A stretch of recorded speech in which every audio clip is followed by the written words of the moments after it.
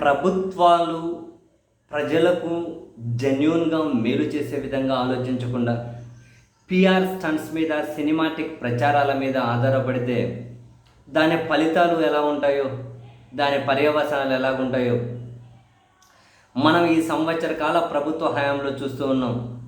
And మరీ ముఖ్యంగా cinema party అనేటువంటి జనసేనకు సంబంధించి వాళ్ళ ఇద్దరి మంత్రిత్వ శాఖలకు సంబంధించి అండ్ వాళ్ళ ఉప ముఖ్యమంత్రికి సంబంధించి వాళ్ళు తీసుకునే కొన్ని నిర్ణయాలు కంప్లీట్గా పిఆర్ స్టంట్స్ లాగా బూమరాగా వాళ్ళకే చుట్టుకొని నవ్వుల పాలయ్యే పరిస్థితి.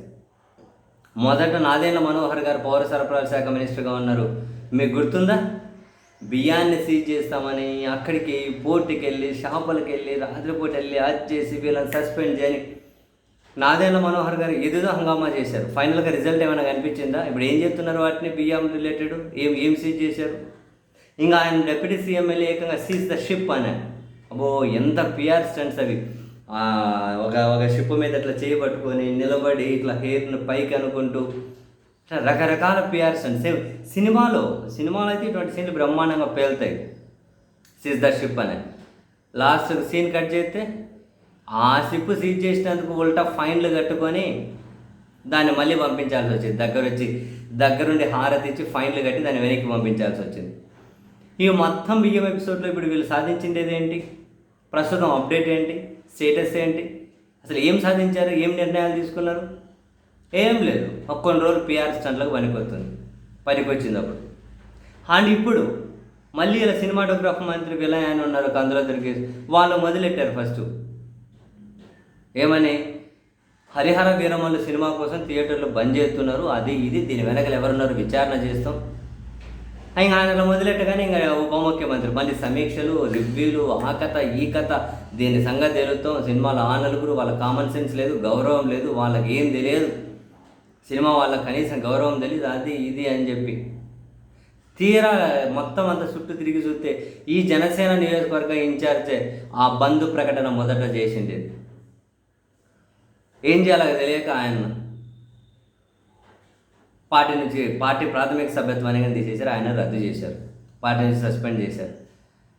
మనకి అక్కడ ఊరుకుంటే ఏముంది?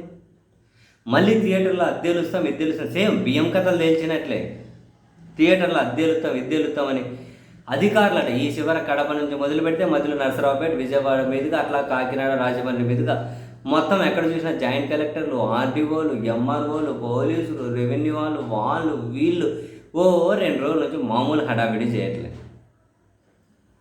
ఇప్పుడు ఏమన్నా సీజ్ ద థియేటర్ అంటారా? ఒకవేళ ఆ సీజ్ ద థియేటర్ అనే దిశగా కనుక ఎక్కడ సెర్చ్ చేస్తున్నారు? మొత్తం వీళ్ళ ప్రత్యర్థులకు సంబంధించినవే.